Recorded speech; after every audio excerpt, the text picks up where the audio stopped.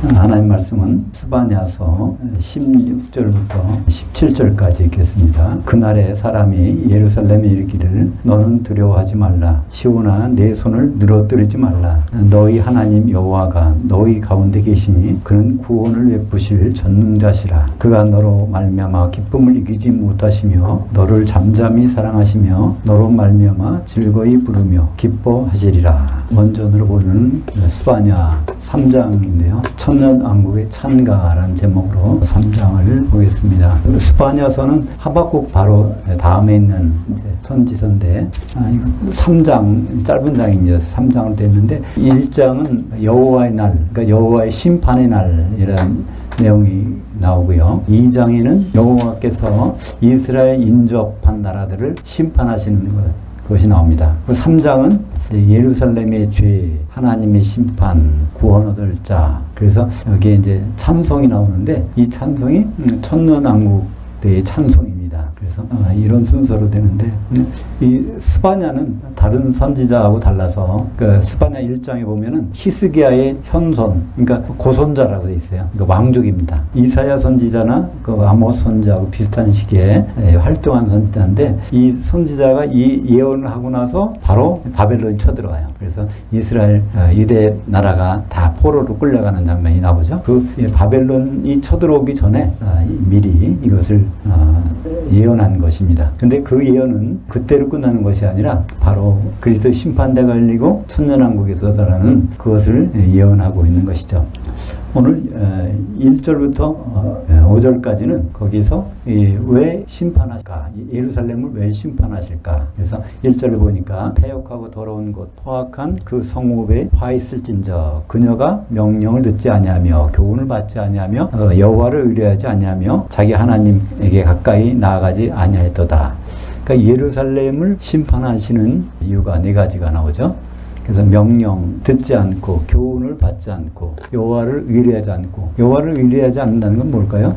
쉽게 말하면 기도하지 않는 거죠. 기도가 여호와를 의뢰하는 거니까 하나님께 가까이 나가지 않고 오히려 하나님 아닌 것에 가까이 가는 것, 이것 때문에 예루살렘을 심판하신다고 되어 있습니다. 그다음 6절부터 8절까지는 하나님이 여러 나라를 심판하시는 내용이 나옵니다. 온 땅을 심판하시겠다는 거예요. 근데 여기서 과연 이 심판은 어떻게 이루어질까요? 하나님이 여호와 하나님이 심판하신다고 그러는데 그러면 과거의 심판이 이루어졌을까요? 요한복음 5장 22절을 보면 그게 나옵니다. 아버지께서 아무도 심판하지 아니하시고 심판을 다 아들에게 맡기셨으니. 그래서 왜 아들에게 맡기셨냐면 5장 27절에 보니까 인자됨을 인하여서, 그러니까 하나님이 사람이 됨을 인하여서 이제 죽기까지 복종하셨기 때문에 그래서 예수님에게 심판을 맡겼다는 거예요. 그러니까 아버지 하나님은 심판 안 하십니다. 이미 맡겼거든요. 그래서 앞으로 있을 심판은 크게 두 번인데 그리스도의 심판대는 예수 믿는 사람들을 심판하는 거고 그다음에 1000년 지난 다음에 모든 사람을 심판하는 것. 백보자 심판대도 심판관은 누구겠어요?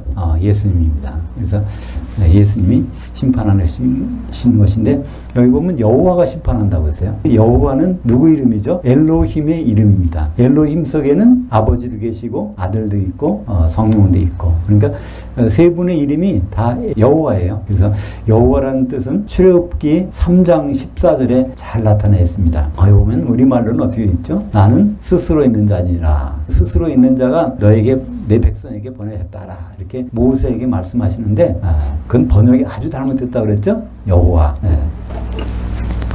이게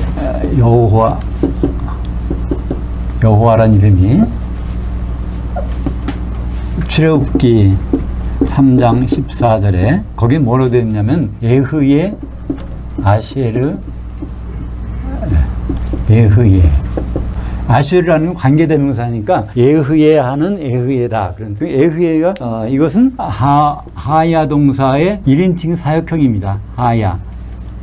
하야라는 뭐냐면 저녁이 되고 아침이 되니 이런 건 이때 하야를 썼어요. 근데 사역 동사니까 그러니까 되게 하는 분, 그러니까 되는 것인데 사역이니까 되게 하는 거잖아요. 그러니까 되게 하는 자. 근데 여기에 하나의 문법이 들어가 있습니다. 미완료라는 거예요. 히브리어의 미완료는 두 가지가 있어요. 과거 진행일 때, 그렇지 않으면 미래일 때.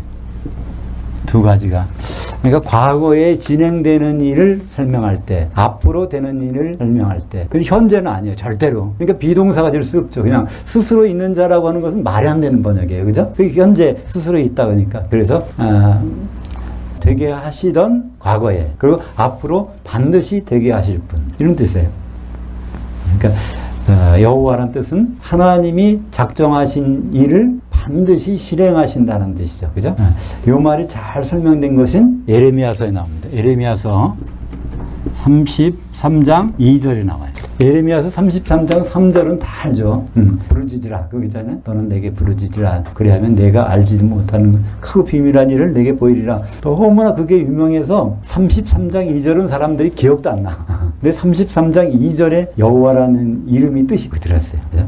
내가 계획한 것을 반드시 성취하시는. 그래서 하나님이 계획하시는 것이 창세기 2장 24절에 나오죠. 남자가 부모를 떠나 그의 아내와 앞에서 한 몸을 이루게 하는 것을 반드시 하고야 말리라는 하나님 계획이 나온단 말이에요. 그것을 이행하는 여호와, 반드시 시행하는 여호와께서 요한계시록에 보면은 어린 양이 혼인날이 이뤘고 아내가 준비되었으니, 그래서 여호와의 통치가 거기 이루어지는 것을 봅니다. 그래서 여호와께서 오늘 심판하신다고 그러는데 이 심판은 결국 가깝게 생각하면 예수님이 심판하시는 거예요. 예수님이 심판하시는 것은 여기서 무엇일까요? 백보자 심판일까요? 그리스도의 심판될까요? 먼저 그리스도의 심판대입니다. 그러니까 그리스도의 심판대 다음에 펼쳐지는 왕국은 천년왕국이죠. 그래서 그런 내용이 여기 이제 나오게 됩니다. 그래서 하나님 심판이 6절부터 8절까지 나오는데 거기에 심판은 결국 예수님의 심판하시는 거고 그리스도의 심판대라는 것을 우리는 알 수 있습니다. 그러면 구원 얻을 자가 있다는 거예요. 심판에서도 구원 얻을 자. 그게 9절부터 13절까지 나옵니다. 말하자면 여기서 구원 얻을 자는 것은 여호와의 이름을 부르는 자예요. 그러니까 간단히 요약하면 여호와의 이름을 부른다는 거예요. 여호와의 이름을 부른다는 것은 여호와라는 의미를 안다는 것이죠. 그분이 계획한 일을 알고 그걸 알기 때문에 그분의 이름을 부르는 자. 그래서 그런 자는 다시 말해서 이스라엘의 남은 자라고 표현되어 있습니다. 결국은 이스라엘이 다 구원받는 게 아니라 그들이 짧게는 바벨론의 포로로 가서 거기 가서 70년 후에 남은 자가 생겨요. 남은 자를 데리고 와서 나오면 스룹바벨의 성전, 예루살렘 성전을 다시 일으키잖아요. 그것은 하나님의 모형입니다. 하나님은 결국 다시 바벨론에서 나온 사람들을 통해서 예루살렘 성을 건설하시고 그들을 구원하시는 일을 미리 보여주고 계십니다. 근데 구원받을 자라는 것은 여기 13절에 같이 읽어볼까요? 이스라엘 남은 자는 악을 행하지 아니하며 거짓을 말하지 아니하며 입에 거짓된 혀가 없으며 먹고 누울지라도 그들을 두렵게 할 자가 없으리라. 남은 자 이런 사람만이 구원받는다는 거예요. 근데 이게 가능할까요? 근데 가능할 수 있습니다. 어떤 방법으로요? 요한계시록 22장 14절. 자기 두루마기를 빠는 자들은 복이 있나니 그들이 생명나무에 나가며 문들을 통하여 그 성에 들어갈 권세를 받으려 함이로다. 그러니까 결국은 예수님의 보혈에 이걸 다 깨끗하게 빨 수 있다는 거예요. 이와 같은 상태, 어떤 상태가 되는가 하면 악을 행하지 않는 상태, 거짓을 말하지 않는 상태, 입에 거짓된 혀가 없으며 먹고 누울지라도 그들을 두렵게 할 자 없으리라. 그러니까 이런 상태로 만들어지는 것은 예수님의 피에 두루마기를 입는 방법. 그러니까 두루마기라는 것은 행위를 나타내죠. 그죠? 그러니까 그 행위, 모든 행위를 깨끗게 하는 그 방법으로 하나님의 구원이 이루어진다는 것입니다. 그러니까 요한계시록에 보면은 13장에 그거 나오잖아요. 짐승의 표를 받는 자, 받지 말아야 되고. 근데 그 받는 사람이 너무나 많다는 얘기예요. 그런 걸 보여주는 것은 우리가 표 받지 말자는 얘기가 아닙니다. 그런 표를 받아도 궁극에 가서 22장에 보면은 기회가 있다는 거예요. 그래서 사람들이 회개하지 아니하더라. 그런 말이 계속 나와요. 그죠? 우리는 그냥, 회개하면 되겠지. 근데 이게 잘 안 되나 봐요. 그때 막상 가서 보면은. 대표적인 예가 사도 중에 한 사람이죠. 그죠? 가룟 유다는, 뉘우쳤어요. 그죠? 자기 잘못을 뉘우치고. 근데 그래서 돈도 그냥 갖다 물려주려고 했는데 안 받으니까 그냥 밭에 던지잖아요. 그렇게 뉘우쳤는데 회개는 안 해. 다시 대만 베드로는 회개한 장면이 나옵니다. 그래서 14절에 여기 이제 14절을 같이 볼까요? 시온 따라 노래할지어다. 이스라엘아 기쁘게 부를지어다. 예루살렘 따라 전심으로 기뻐하며 즐거워할지어다. 여기서 시온 딸, 이스라엘, 예루살렘이 딸. 이건 동격이에요. 이건 단수인데 왜 여성일까요? 전부가 그리스도의 아내 신부이기 때문에 한 몸이 되어 있기 때문에 단수로 취급한 것입니다. 영적인 이스라엘 성도들을 가리키죠. 유대인이나 육적인 유대인이 아니에요. 육적인 이스라엘도 아니라는 것은 요한계시록에 가보면 확실히 드러납니다. 요한계시록 2장 9절 볼까요? 내가 내 환난과 궁핍을 알거니와 실상은 내가 부유한 자니라. 자칭 유대인이라 하는 자들의 비방도 알거니와 실상은 유대인들이 아니요 사탄의 회당이라. 자칭 유대인, 이건 유대인 피가 섞인다고, 유대인 피가 섞였다고 하는 사람들은, 주장하는 사람들은 하나님 보시기에는 유대인 아니라는 거예요. 오히려 사탄의 회당이라는 거예요. 사탄 편에 서서. 육적인 유대인, 그건 아무 쓸모가 없어요. 왜 쓸모가 없죠?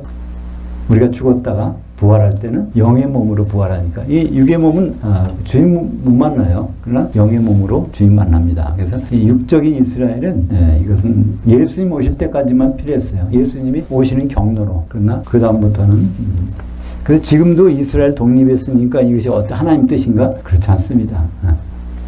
하나님은 이스라엘과 유대인을 특별히 취급하지 않아요. 갈라디아서 3장 23절에 보면 유대인이나 헬라인이나 다 그리스도 안에서는 구별이 없다는 거예요. 그걸 구분하는 것은 이상하다는 거죠. 그러니까 유대인들도 예수를 믿으면 구원받는 거고 예수를 부인하면 구원이 없습니다. 요한계시록 7장 4절과 8절에도 이것을 볼 수 있어요. 왜 이스라엘이 영적인 이스라엘인가? 한번 볼까요?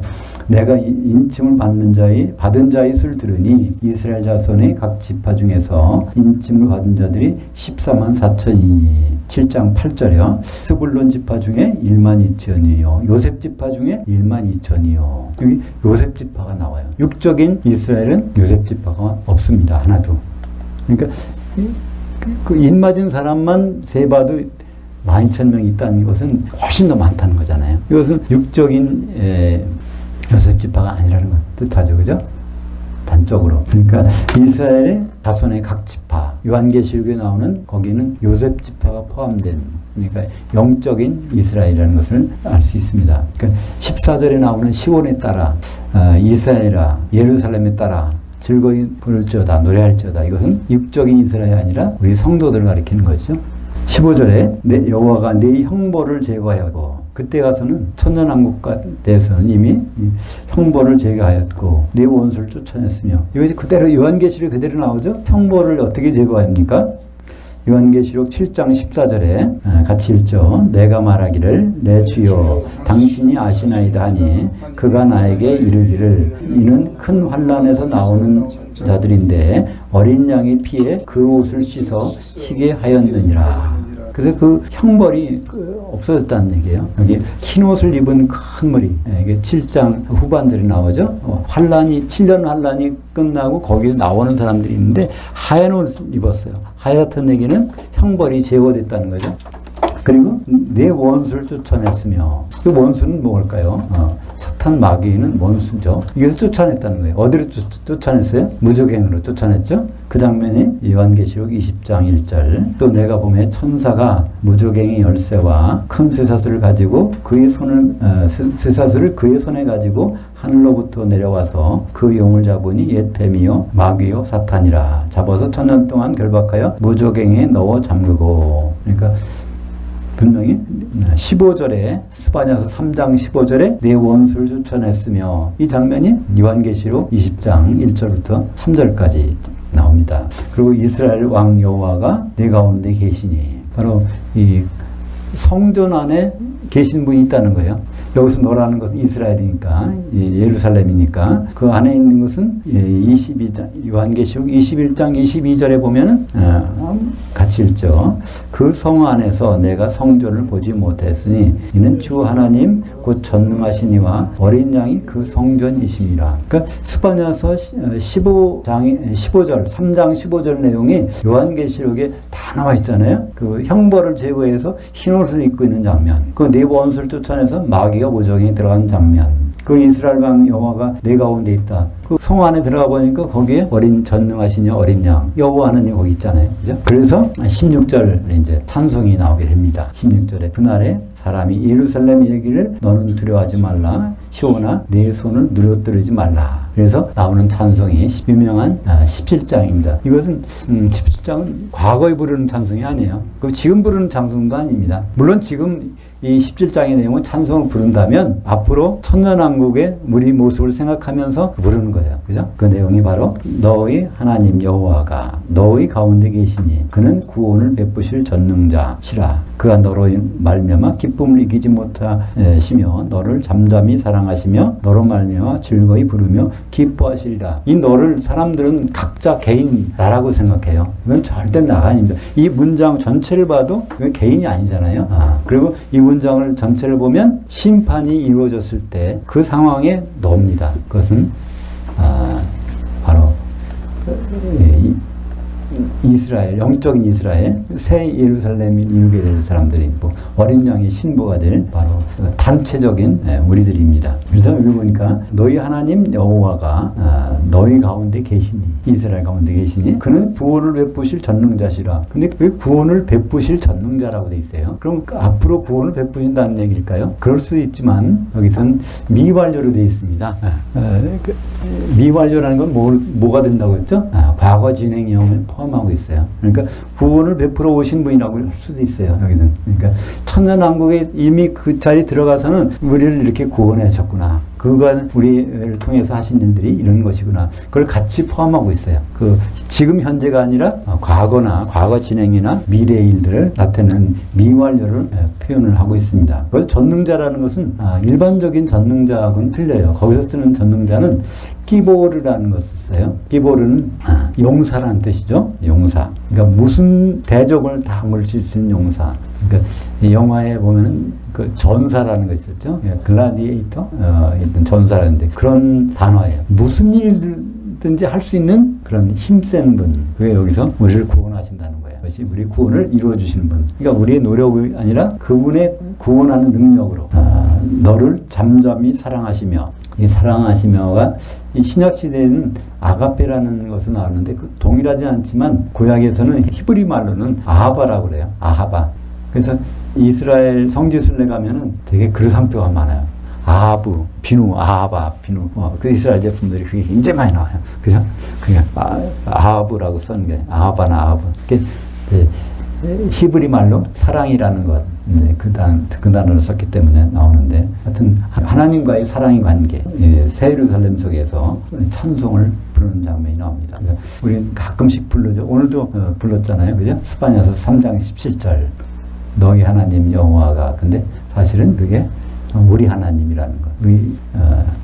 새 예루살렘을 이룰 성도들 안에 계신 하나님 여호와를 찬송하는 그런 찬송입니다. 그러니까 그 찬송을 부르실 때는 일단 우리가 시간 여행을 해서 천년왕국에 가 있다고 생각하셔서 그 찬송을 부르시는 거예요. 지금 여기가 우리 예배 드리는데 여기 하나님 와 계셔서 예배 드린다는 그런 뜻도 될 수 있지만 그건 원래의 의미하고는 달라요.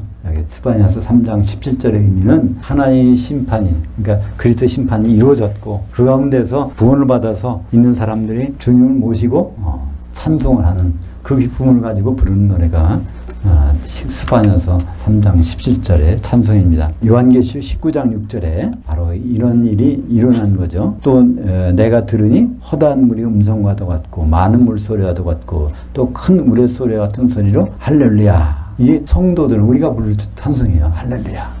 그때 가서는 성도들이 할렐루야 한다는 거예요. 여호와 하나님을 자랑하라, 뽐내라. 그러니까 여호와라는 뜻이 되게 하시던다는 하나님이 되게 하신 결과를 보고 할렐, 자랑하고 뽐내는 거. 너희들이, 하나님, 우리들이 찬송 부르는 장면이 나옵니다. 그래서 전능하신 이가 통치하셨도다. 그래서 번역이, 우리말 번역을 읽어보면 통치하시도다. 이 현재형으로 되어 있죠? 네, 영어 번역도 현재형으로 되어 있고요. 그거는 잘못된 것입니다. 그러니까 여호와 하나님이 결국은 통치를 이루셨도다. 그래서 통치를 이루셨으니까 그 뒤에 뭐가 나옵니까? 궁금하죠? 7절 우리가 즐거워하고 기뻐하며 그에게 영광을 돌리세. 어린 양이 혼인날이 이르렀고 그의 아내가 자신을 준비하였으므로. 이것이 어떤 일이 이루어진 거죠? 창세기 2장 24절 남자가 부모를 떠나 그 아내와 합해서 한 몸이 되는 것, 결혼하는 거죠. 그것이 바로 요한계시록 19장 7절에 그 내용이 있고요. 그럼 8절을 보면 그 신부가 누구라는 걸 알 수 있습니다. 성도들, 의로운 행실들이더라. 성도들의 행위가 거기에 가득 그래서 한 몸을 이루고 있는 거죠. 세마포로 몸을 이루고 있는 모습들을 보여주고 있습니다. 그래서 이제 스바녀서 마지막 마무리로 내가 절기로 말미암아 근심하는 자들을 보으리니 그들은 내게 속한 자라. 그러니까 이거는 이제 부연 설명인데 절기로 말미암아 근심하는 자들이 뭘까요? 이건 바벨론의 포로로 끌려가서 거기서 절기를 못 지키니까 절기는 어떻게 지키는 거죠? 여호와의 지정하신 곳. 그 성전에 가서 지켜야 되는데 그걸 못 지키고 있으니까 참 그 근심하는 거. 그러니까 세상살이로 근심하는 것이 아니라 하나님을 생각하면서 근심하던 자들이죠. 그게 내게 속한 자. 참 이스라엘이라는 거죠.